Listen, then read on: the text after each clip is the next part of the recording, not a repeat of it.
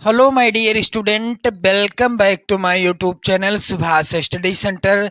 Class 10th के जितने भी मेरे प्यारे बच्चे 24 फरवरी को हिंदी विषय का पेपर देंगे, आप सभी के लिए यूपी बोर्ड ने जारी कर दिया है हिंदी विषय का मॉडल पेपर सत्र 2024-2025 के लिए।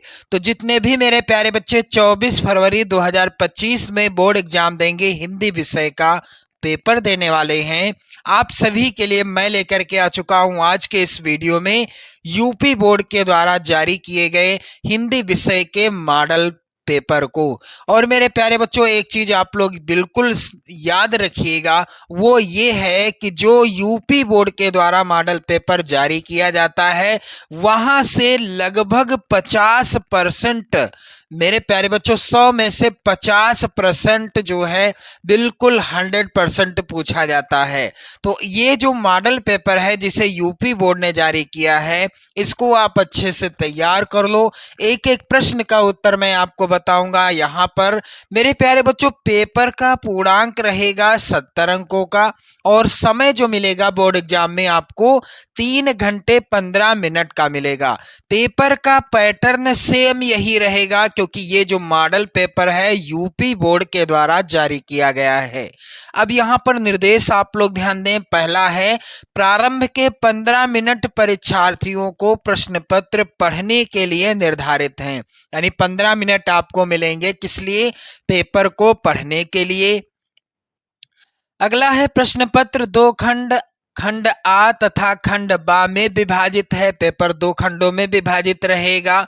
प्रश्न पत्र के खंड आ में बहुविकल्पीय प्रश्न हैं जिसमें सही विकल्प का चयन करके ओएमआर शीट पर नीले अथवा काले बाल पॉइंट पेन से सही विकल्प वाले गोले को पूर्ण रूप से काला करें। मेरे प्यारे बच्चों, जो खंड आ होगा जिसमें बहुविकल्पी प्रश्न आएंगे और सही विकल्प का आपको चयन करना है, फिर उसके बाद ओएमआर शीट में आप या तो नीले पेन से गोला भरें या आप काले पेन से गोला भरें। शर्त ये रहेगी कि आपका पेन कौन सा होना चाहिए? बाल पॉइंट वाला पेन होना चाहिए। जेल पेन का प्रयोग आपको नहीं करना है। मेरे प्यारे बच्चों, अगला निर्देश है, खंड आ में बहुविकल्पी प्रश्न हेतु प्रत्येक प्रश्न के लिए 1 अंक निर्धारित है। जो खंड आ के बहुविकल्पी प्रश्न आएंगे, प्रत्येक प्रश्न होगा कितने नंबर का? 1 नंबर का। यहां पर आप देख सकते हो, ओएमआर शीट पर उत्तर अंकित किए जाने के पश्चात उसे काटे नहीं। यदि आपने गोला काला कर दिया है ओएमआर शीट में, फिर इस तरह से आपको नहीं काटना है, ना ही इरेजर से साफ करना है और ना ही उसमें व्हाइटनर का प्रयोग करना है। कुछ नहीं करना, ना तो काटेंगे, ना इरेजर का प्रयोग करेंगे और ना ही व्हाइटनर का प्रयोग करेंगे। चलिए, अगला निर्देश है, प्रत्येक प्रश्न के सम्मुख उनके निर्धारित अंक दिए गए हैं कि कौन सा प्रश्न कितने नंबर का है। तो मेरे प्यारे बच्चों, बिना देरी किए हुए आगे बढ़ते हैं और इन सभी प्रश्नों को आप रट लेना। मैं वादा करता हूं कि यहां से प्रश्न आपकी बोर्ड परीक्षा में आना बिल्कुल 100% तय है। चलिए, पहला प्रश्न है, बाबू गुलाब राय किस युग के लेखक हैं? तो मेरे प्यारे बच्चों, यहाँ पर राइट आंसर क्या होगा? बाबू गुलाब राय शुक्ल युग के लेखक हैं या शुक्लोत्तर युग के। राइट आंसर होगा यहाँ पर सी वाला ऑप्शन। चलिए, अगला प्रश्न है, चिंतामणि किस विधा की रचना है? तो एक प्रश्न से मैं आपके कई प्रश्न और भी कराता चलूंगा, इसलिए आप लोग वीडियो को स्किप ना करें। चिंतामणि किस विधा की रचना है? ए वाला ऑप्शन सही होगा, निबंध विधा पर आधारित रचना है। अब चिंतामणि के लेखक कौन हैं? आचार्य रामचंद्र शुक्ल। रामचंद्र शुक्ल चिंतामणि के लेखक हैं आचार्य रामचंद्र शुक्ल। मेरे प्यारे बच्चों, ध्यान देना आप लोग, रस मीमांसा त्रिवेणी विचार विथि चिंतामणि, रस मीमांसा, त्रिवेणी, विचार विथि। और मेरे प्यारे बच्चों, ये जो रचनाएं हैं यहाँ पर, ये जो है रचनाएं किसके द्वारा लिखी गई? आचार्य रामचंद्र शुक्ल जी की ही रचनाएं हैं, आप लोग याद कर लेना।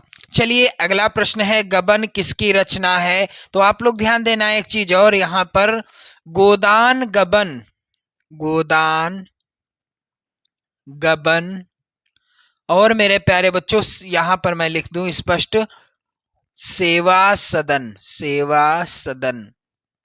गोदान गबन, सेवा सदन, निर्मला रंगभूमि, कर्मभूमि, ये सभी उपन्यास विधा पर आधारित रचनाएं हैं। और लेखक कौन है इन रचनाओं के? मुंशी प्रेमचंद जी। यहाँ पर ए वाला ऑप्शन सही होगा। चलिए अगला प्रश्न है, शुक्ल युग की समयावधि क्या है? तो सन 1919 से 1938 ईस्वी तक का समय शुक्ल युग के अंतर्गत आता है। यहाँ पर बी वाला ऑप्शन सही हो जाएगा। अगला प्रश्न मेरे प्यारे बच्चों है, नीड़ का निर्माण फिर किस विधा की रचना है?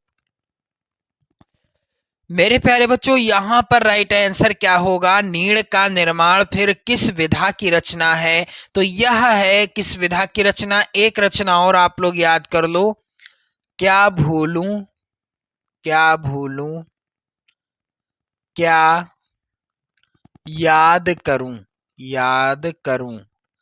ये दोनों रचनाएं किस विधा पर आधारित हैं? क्या भूलूं, क्या याद करूं, और नीड़ का निर्माण फिर, ये दोनों रचनाएं आत्मकथा विधा पर आधारित रचनाएं हैं। यहाँ पर बी वाला ऑप्शन सही होगा। और इन दोनों रचनाओं के लेखक कौन हैं? हरिवंश राय बच्चन, हरिवंश राय बच्चन। तो मेरे प्यारे बच्चों आप सभी से रिक्वेस्ट है कि आप लोग वीडियो को लाइक कर दें, शेयर कर दें। चैनल पर यदि आप नए हैं तो चैनल को भी सब्सक्राइब कर लीजिएगा। चलिए मेरे प्यारे बच्चों अगला प्रश्न यहाँ पर है, प्रिय प्रवास किस युग की रचना है? तो प्रिय प्रवास मेरे प्यारे बच्चों द्विवेदी युग की रचना है। और इसके रचनाकार कौन है? अयोध्या सिंह उपाध्याय हरिऔध जी हैं। और एक रचना इनकी और है, वैदेही वनवास। प्रिय प्रवास और वैदेही वनवास, ये दोनों रचनाएं किसके द्वारा लिखी गई? हरिऔध जी के द्वारा लिखी गई, यानी अयोध्या सिंह उपाध्याय हरिऔध जी के द्वारा।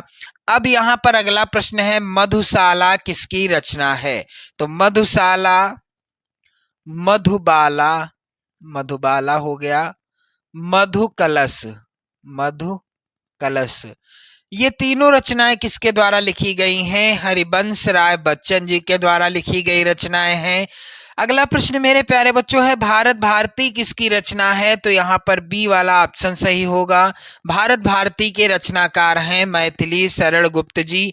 अब मेरे प्यारे बच्चों आप चीज एक और ध्यान देना कि मैथिली शरण गुप्त जी को राष्ट्र कवि की उपाधि से भी सम्मानित किया गया था। किस उपाधि से? राष्ट्र कवि की उपाधि से। चलिए मेरे प्यारे बच्चों अगला प्रश्न है, आधुनिक काल कब से कब तक है? तो आधुनिक काल मेरे प्यारे बच्चों है सन 1843 से अब तक। यहाँ पर ए वाला ऑप्शन सही होगा। मतीराम किस युग के कवि हैं? तो मतीराम जो हैं यहाँ पर डी ऑप्शन सही होगा, रीत काल के कवि हैं। और इनकी रचना का नाम भी आप लोग याद कर लेना, ललित ललाम। ललित ललाम किसकी रचना है? मतीराम जी की रचना है। अगला प्रश्न है, हास्य रस का स्थायी भाव क्या है? तो यहाँ पर ध्यान दें आप लोग, रति किस रस का स्थायी भाव है? श्रृंगार रस का। निर्वेद किस रस का स्थायी भाव है? शांत रस का। अब जो है यहाँ पर शोक किस रस का स्थायी भाव है? करुण रस का। हास्य रस का स्थायी भाव क्या है? यहाँ पर हास हो जाएगा। चलिए मेरे प्यारे बच्चों ध्यान देना आप लोग, इससे भी रिलेटेड अगर कोई प्रश्न आता है, जैसे कि पूछ लिया शोक किस रस का स्थायी भाव है? तो करुण रस का है। रत किस रस का स्थायी भाव है? तो श्रृंगार रस का। या निर्वेद किस रस का स्थायी भाव है? तो शांत रस का। मेरे प्यारे बच्चों अगला प्रश्न यहाँ पर है, सोहत ओढ़े पीत पट श्याम सलोनी गात मनो नीलमणि शैल पर आतप पर्यो प्रकाश। मेरे प्यारे बच्चों यहाँ पर कौन सा अलंकार है? तो यहाँ पर बी वाला आंसर, उत्प्रेक्षा अलंकार। अगला प्रश्न मेरे प्यारे बच्चों है, रोला छंद में कुल कितने चरण होते हैं? तो रोला छंद में कुल 4 चरण होते हैं।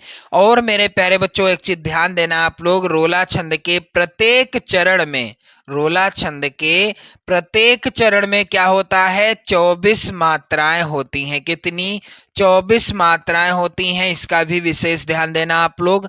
चलिए आगे बढ़ते हैं। अगला प्रश्न है, आकर्षक शब्द में किस उपसर्ग का प्रयोग किया गया है? तो यहाँ पर कर्षण जो है, आकर्षण लिखा है, कर्षण है मूल शब्द। इसमें उपसर्ग क्या लगा है? दीर्घ आ, यानी जिसे आपने बचपन में पढ़ा होगा, बड़ा आ। चलिए आगे बढ़ते हैं। अगला प्रश्न है, रचना के आधार पर वाक्य के कितने भेद हैं? तो मेरे प्यारे बच्चों, रचना के आधार पर वाक्य के कितने भेद हैं? रचना के आधार पर मेरे प्यारे बच्चों वाक्य के भेद होते हैं 3। यहाँ पर डी वाला राइट आंसर हो जाएगा। अगला प्रश्न मेरे प्यारे बच्चों है, यहाँ पर पीतांबर में कौन सा समास है? तो पीतांबर में कौन सा समास है?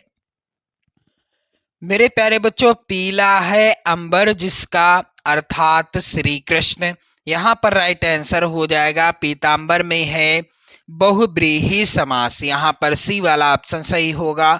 आंसू का तत्सम रूप क्या होगा? तो यहाँ पर हो जाएगा ए वाला ऑप्शन सही, अश्रु हो जाएगा। अगला प्रश्न है, कर्तवाच्य में किसकी प्रधानता होती है? तो मेरे प्यारे बच्चों कर्तवाच्य में कर्ता की प्रधानता होती है। यहाँ पर पहला ऑप्शन सही होगा। चलिए मेरे प्यारे बच्चों अगला प्रश्न है, ताभ्यास शब्द में वचन एवं विभक्ति कौन सी है? इसका राइट आंसर होगा मेरे प्यारे बच्चों चतुर्थी विभक्ति एक वचन।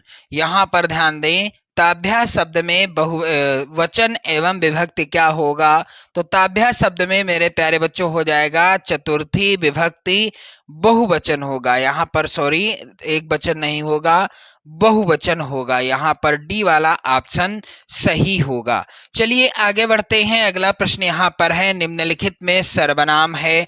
तो निम्नलिखित में वह क्या है? सर्वनाम है, सी वाला ऑप्शन सही हो जाएगा। इसके बाद मेरे प्यारे बच्चों खंड बा है जो होगा 50 नंबर का। यहाँ पर प्रश्न है, निम्नलिखित गद्यांश पर आधारित 3 प्रश्नों का उत्तर दीजिए। 6 नंबर का आएगा खंड बा। यहाँ पर ध्यान दें आप लोग, यह कोई बात नहीं है कि एक स्वभाव और रुचि के लोगों में ही मित्रता हो सकती है।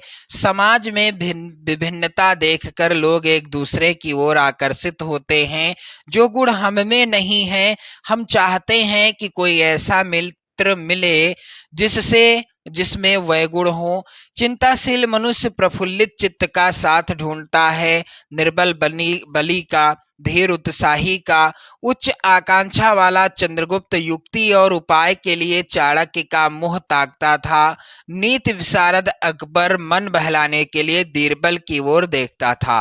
पहला प्रश्न है, उपर्युक्त गद्यांश का संदर्भ लिखिए। तो मेरे प्यारे बच्चों ये गद्यांश लिया गया है किस पाठ से? मित्रता पाठ से, जिसके लेखक कौन है? आचार्य रामचंद्र शुक्ल। आचार्य रामचंद्र शुक्ल हैं इस पाठ के लेखक। फिर है, गद्यांश के रेखांकित अंश की व्याख्या कीजिए। तो गद्यांश में जो भी अंश रेखांकित होगा उसी की व्याख्या करिएगा। अगला, लेखक के अनुसार समाज में विभिन्नता देखकर लोग एक दूसरे की ओर क्यों आकर्षित होते हैं? इसका भी उत्तर आप गद्यांश से ही कर लोगे। अथवा में भी गद्यांश है मेरे प्यारे बच्चों, ये भी इंपॉर्टेंट है, तैयार जरूर कर लेना।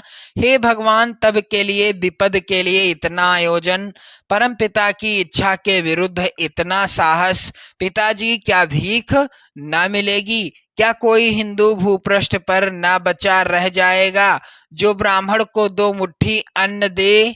और जो है यहाँ पर ध्यान दें, और अन्न दे सके, यह असंभव है। फेर दीजिए पिताजी, मैं कांप रही हूँ, इसकी चमक आंखों को अंधा बना रही है। तो 3 प्रश्न यहाँ पर भी हैं।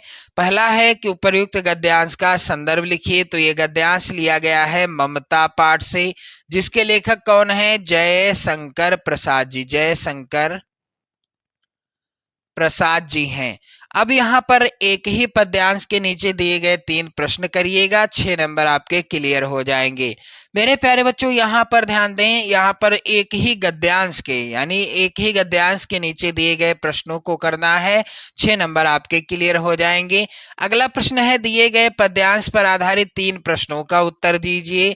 तो पहला है, पद्यांश चरण कमल बंधो हरिराई, जाकी कृपा पंगु गिर लांघो, अंधे को सब कुछ दर्शाई, और बहिरो सुनय गूंग पुन बोले, रंक चलें सिर छत्र धराई, सूरदास स्वामी करुणामय, बार बार बंदौते ही पाई। मेरे प्यारे बच्चों, आप लोग ध्यान देना, वीडियो को शेयर कर देना अपने इष्ट मित्रों में, और साथ ही साथ यहाँ पर ध्यान दें, पहला प्रश्न है, उपर्युक्त पद्यांश का संदर्भ लिखिए। तो पहला जो पद्यांश है पद शीर्षक पाठ से रचित है, रचनाकार कौन है, यहाँ पर स्पष्ट लिखा है सूरदास। अथवा में भी पद्यांश है मेरे प्यारे बच्चों, यहाँ पर जो रेखांकित अंश होगा उसी की व्याख्या करिएगा आप लोग, और एक और प्रश्न आएगा उसका भी आंसर आप लिख दीजिएगा। मेरे प्यारे बच्चों, यहाँ पर अथवा में है, सुन सुंदर बैन सुधारस साने, सयानी है जानकी जानी भली, तिरछे करि नयन तिन्हे समुझाए कछु मुस्काए चली, तुलसी तहि अवसर सोहे सबे। ये मेरे प्यारे बच्चों वन पथ पर शीर्षक पाठ से रचित है, रचनाकार हैं तुलसीदास जी। और मेरे प्यारे बच्चों, अथवा यहाँ पर ध्यान देना आप लोग, इसी तरह के 3 प्रश्न आएंगे, कोई एक पद्यांश आपको करना है। अगला प्रश्न मेरे प्यारे बच्चों है, दिए गए संस्कृत गद्यांश में से किसी एक का संदर्भ सहित हिंदी में अनुवाद करिएगा, 5 नंबर यहाँ से आपको मिलेंगे। तो पहला संस्कृत का गद्यांश है, ऐसा नगरी भारतीय संस्कृते संस्कृत भाषायाश्च केंद्र स्थलम अस्ति। मेरे प्यारे बच्चों, ये गद्यांश जो लिया गया है पहला वाला, ये लिया गया है वाराणसी शीर्षक पाठ से। अब यहाँ पर अथवा में भी गद्यांश है, मानव जीवनस्य संस्करणम संस्कृति। तो ये जो लिया गया है गद्यांश, यह लिया गया है भारतीय संस्कृति शीर्षक पाठ से। अगला प्रश्न है मेरे प्यारे बच्चों, प्रश्न संख्या 4, दिए गए संस्कृत पद्यांश में से किसी एक का संदर्भ सहित हिंदी में अनुवाद कीजिए। ये प्रश्न भी आएगा 5 नंबर का। तो ये प्रश्न यहाँ पर आप देख लें, यहाँ पर पहला पद्यांश है, मानम हित्वा प्रियो भवति, क्रोधम हित्वा ना सोचति, कामम हित्वार्थवान भवति, लोभम हित्वा सुखी भवेत। ये लिया गया है मेरे प्यारे बच्चों किस पाठ से, जीवन सूत्राण शीर्षक पाठ से। किस पाठ से, जीवन सूत्राण शीर्षक पाठ से। बहुत ही ज्यादा इंपॉर्टेंट पद्यांश है, 24 फरवरी को जरूर पूछा जाएगा। अथवा यहाँ पर एक और पद्यांश है, सर्वे भवन्तु सुखिनः सर्वे सन्तु निरामया सर्वे भद्राणि पश्यन्तु माँ कश्चित् दुख भाग भवेत। ये मेरे प्यारे बच्चों लिया गया है भारतीय संस्कृति शीर्षक पाठ से। तो किसी एक पद्यांश का आपको संदर्भ लिखना होगा और उसका हिंदी अनुवाद करना होगा। इसके लिए आपको मिलेंगे कुल 5 नंबर। चलिए आगे बढ़ते हैं। अगला प्रश्न मेरे प्यारे बच्चों है, प्रश्न संख्या 5, अपने पठित खंड काव्य के आधार पर निम्नलिखित प्रश्नों में से किसी एक का उत्तर दीजिए। 3 नंबर का प्रश्न आएगा, जो खंड काव्य आपके जिले के लिए निर्धारित है उस खंड काव्य के किसी एक प्रश्न का आपको उत्तर लिखना होगा। आपको 3 नंबर मिलेंगे। तो आप लोग कमेंट करके बताओ कि आप जो है किस जिले के रहने वाले हो। आप लोग इसका आंसर मुझे कमेंट करके बताइएगा। यहाँ पर आप देख सकते हो प्रत्येक खंड काव्य से 2-2 प्रश्न लिए गए हैं, आप देख सकते हैं इस मॉडल पेपर में। चलिए आगे बढ़ते हैं। अगला प्रश्न है 6 का के अंतर्गत, दिए गए लेखकों में से किसी एक का जीवन परिचय आपको लिखना है और उनकी एक प्रमुख रचना का नाम भी लिखना है, जिसके लिए आपको मिलेंगे कुल 5 नंबर। तो यहाँ पर जितने लेखकों का जीवन परिचय दिया गया है, डॉक्टर राजेंद्र प्रसाद, जयशंकर प्रसाद और आचार्य रामचंद्र शुक्ल, बिल्कुल 100% इम्पॉर्टेंट हैं। 24 फरवरी को इनका जीवन परिचय बिल्कुल 100% पूछा जाएगा आपकी बोर्ड परीक्षा में। तो आप इन लेखकों का जीवन परिचय एकदम रट कर जाना। प्रश्न अगला है मेरे प्यारे बच्चों, 6 खा के अंतर्गत दिए गए कवियों में से किसी एक कवि का आपको जीवन परिचय लिखना है और उनकी एक प्रमुख रचना का नाम लिखना है। इसके लिए आपको क्या करना होगा, गोस्वामी तुलसीदास, सुमित्रा नंदन पंत और महाकवि सूरदास, इनके जीवन परिचय तैयार करके जाना है, क्योंकि ये मोस्ट इम्पोर्टेंट जीवन परिचय हैं 24 फरवरी 2025 के लिए। और 5 नंबर का प्रश्न आएगा। अगला प्रश्न यहाँ पर है, अपनी पाठ्य पुस्तक में से कंठस्थ कोई एक श्लोक लिखिए जो इस प्रश्न पत्र में ना आया हो। तो यहाँ पर ध्यान देने वाली बात यह है कि जो प्रश्न संख्या यहाँ पर 4 है, आप देख सकते हैं, इसमें 2 श्लोक आए हैं इस मॉडल पेपर में। अब इस मॉडल पेपर के अनुसार इन श्लोकों में से कोई श्लोक नहीं लिखना, इनके अतिरिक्त कोई और लिखना है। तो जो पेपर में आए होंगे श्लोक वो आपको नहीं लिखना है। 2 नंबर का प्रश्न आएगा। प्रश्न संख्या 8 है, निम्नलिखित में से किन्हीं 2 प्रश्नों का उत्तर आपको संस्कृत में देना होगा। 2 नंबर का ये प्रश्न है। अब यहाँ पर जो प्रश्न है, भारतीय संस्कृति मूलम किम अस्ति, पुरु राजा कः आसीत, चंद्रशेखरः कः आसीत और वीरः केन पूजते, ये सभी प्रश्न इंपॉर्टेंट हैं 24 फरवरी के लिए। आप इनको बिल्कुल अच्छे से तैयार करके जाइएगा, बिल्कुल 100% यही आएंगे। मेरे प्यारे बच्चों, प्रश्न संख्या 9 है, निम्नलिखित में से किसी एक विषय पर आपको निबंध लिखना होगा। 7 नंबर का ये प्रश्न आएगा। तो इन विषयों पर निबंध आप लोग जरूर तैयार कर लेना। पर्यावरण संरक्षण के उपाय, आतंकवाद कारण एवं निवारण, जनसंख्या, लाभ और हानि, नारी सशक्तिकरण, इन विषयों पर निबंध तैयार करके जाना। 24 फरवरी को बिल्कुल इंपॉर्टेंट है, यही निबंध आएंगे। और विज्ञान वरदान या अभिशाप, इस पर भी आप लोग निबंध तैयार कर लेना। प्रश्न संख्या 10 जो कि इस तरह से पूछा जाएगा, लिखा हुआ है, अपनी विशेष रुचियों का उल्लेख करते हुए अपने मित्र को एक पत्र लिखिए। तो मेरे प्यारे बच्चों, यहाँ पर 4 नंबर का प्रश्न देखने को मिलेगा आपको। और अथवा में भी प्रश्न है, उत्तर मध्य रेलवे को एक शिकायती पत्र लिखिए जिसमें टिकट निरीक्षक द्वारा किए गए अभद्र व्यवहार का उल्लेख हो। तो मेरे प्यारे बच्चों, यदि आप इस वीडियो को शेयर करते हैं और कमेंट करते हैं तो इस मॉडल पेपर को मैं पूरा हल करके आपको प्रोवाइड करा दूंगा। मेरे प्यारे बच्चों, वीडियो को लाइक कर देना, वीडियो को शेयर कर देना। यदि आप चैनल पर नए हैं तो चैनल को भी सब्सक्राइब कर लीजिएगा। जय हिंद।